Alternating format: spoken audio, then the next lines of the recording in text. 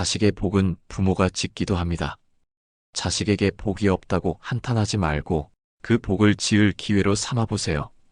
불교에서는 공양, 기도, 보시, 수행, 참회, 경전, 독송을 통해 자식에게 공덕을 회양할 수 있다고 말합니다. 오늘은 그 조용한 공덕의 힘에 대해 이야기 나눠보려 합니다. 언제부터였을까요? 자식 걱정을 마음 한켠에 품고 살아온 게 젖은 빨래처럼 늘 마음에 붙어있는 그 걱정들.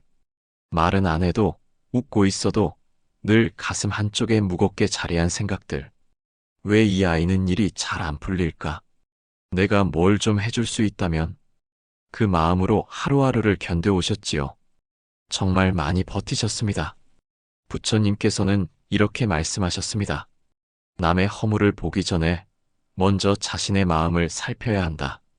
자식을 위해 뭔가 해주고 싶은 그 마음, 사실은 참 귀하고 아름다운 마음이에요. 하지만 부처님은 이어 말씀하셨습니다. 그 마음이 맑아져야 그 사랑도 맑게 전해질 수 있다. 흙탕물로는 연꽃을 피울 수 없습니다. 고운 물이어야 고운 꽃이 피어나지요. 지금까지 걸어오신 길이 고되었다면 이제는 당신의 마음을 돌보는 시간도 필요합니다. 자식을 위한 깊은 사랑은 걱정이 아니라 고요한 마음에서 시작됩니다. 한 어머니가 있었습니다. 셋째 아들이 오랫동안 방황하며 직장도, 결혼도, 삶의 의욕도 놓은 채 살아가고 있었죠.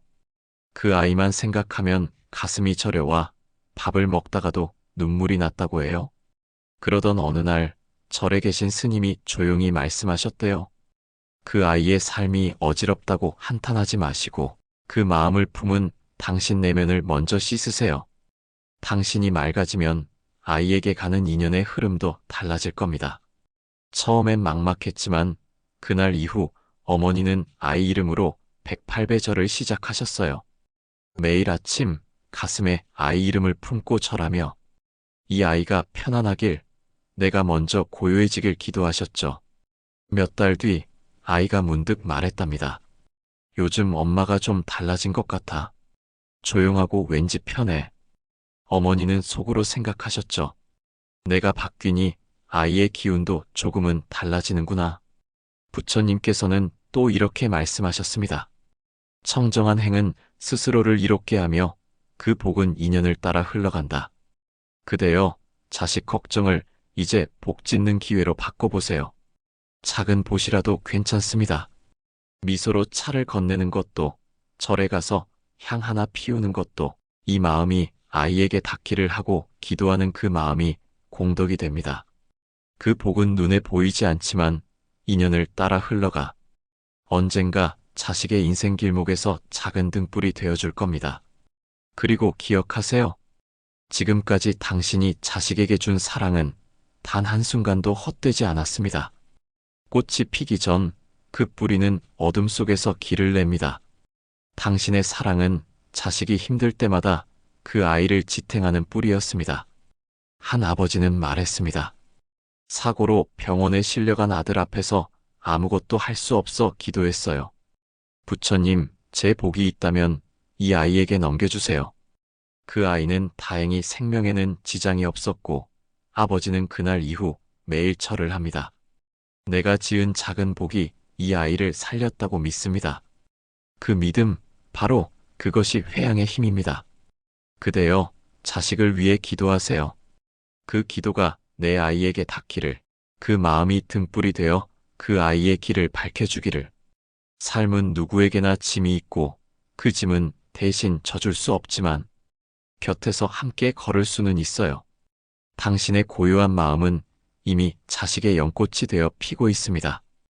그 향기는 눈에 보이지 않지만 그 아이의 삶 어딘가에서 천천히 퍼져나갈 거예요. 부처님은 말씀하셨습니다. 스스로를 밝히는 이는 어둠 속에서도 길을 잃지 않는다. 혹시 이런 생각이 드셨나요? 내가 이렇게 절도하고 기도도 드리는데 왜 아이는 그대로일까? 정말 이게 닿긴 하는 걸까? 그럴 때 부처님은 이렇게 말씀하십니다. 복은 당장 피지 않으나 뿌리가 깊은 나무처럼 자라고 그늘은 어느 날 조용히 들이운다. 지금 당신이 짓고 있는 복은 이미 인연 속에서 자라고 있습니다. 어느 날 아이가 힘들어질 때 그 복이 조용한 그늘이 되어줄 거예요. 한 어머니는 말했어요. 절을 한 지 1년이 됐지만 아이는 여전히 방황 중이에요. 이제는 지치고 허탈해요.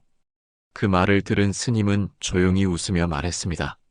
절은 아이를 바꾸기 위해서라기보다 그대의 마음을 바꾸고 있었던 겁니다. 그대가 견딘 그 1년, 그 아이도 어딘가에서 무너지지 않고 버틴 1년이었을 수 있어요. 부처님은 또 말씀하십니다. 복은 강물이 아니고 바람이니라. 소리 없이 흘러가고 방향 없이 퍼지며 언젠가 마른 땅에 비처럼 내리느니라. 지금 당신이 짓는 그 복은 자식의 인생 어딘가에서 길을 만들고 있습니다. 그건 바람처럼 보이지 않지만 분명히 작용하고 있어요. 그대여, 때로는 지쳐도 괜찮습니다. 느껴지지 않아도 괜찮습니다. 그 마음이 멈추지만 않으면 그 복은 언젠가 꽃을 피웁니다. 부처님은 마지막으로 이렇게 말씀하셨습니다. 복은 소유에서 비롯되지 않고 마음의 고요함에서 시작된다. 그 고요한 마음이 복이며 그 복이야말로 자식을 위한 가장 깊은 사랑입니다. 그대여, 지금 이 순간도 당신은 자식의 삶에 조용한 울림을 보내고 계십니다.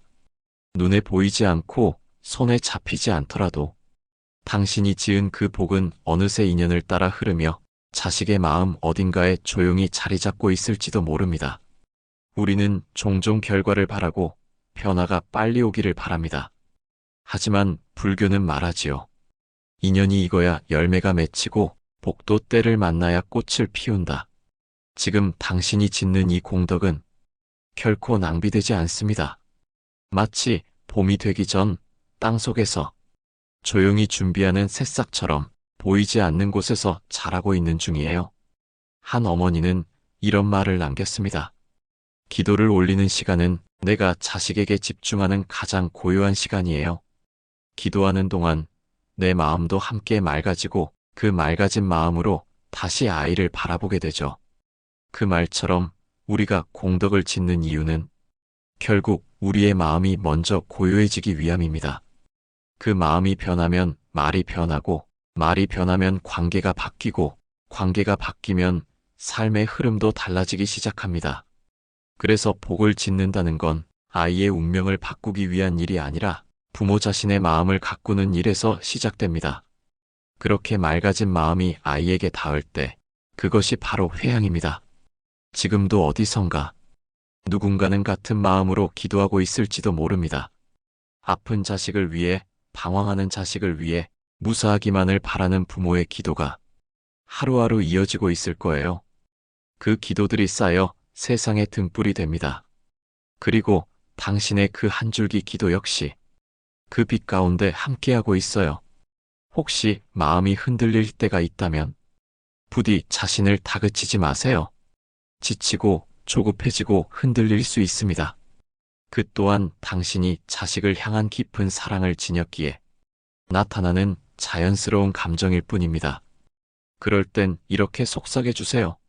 지금은 잘 보이지 않지만 이 기도가, 이 복이 언젠가 이 아이의 삶 어딘가에서 따뜻한 바람이 되어줄 거야.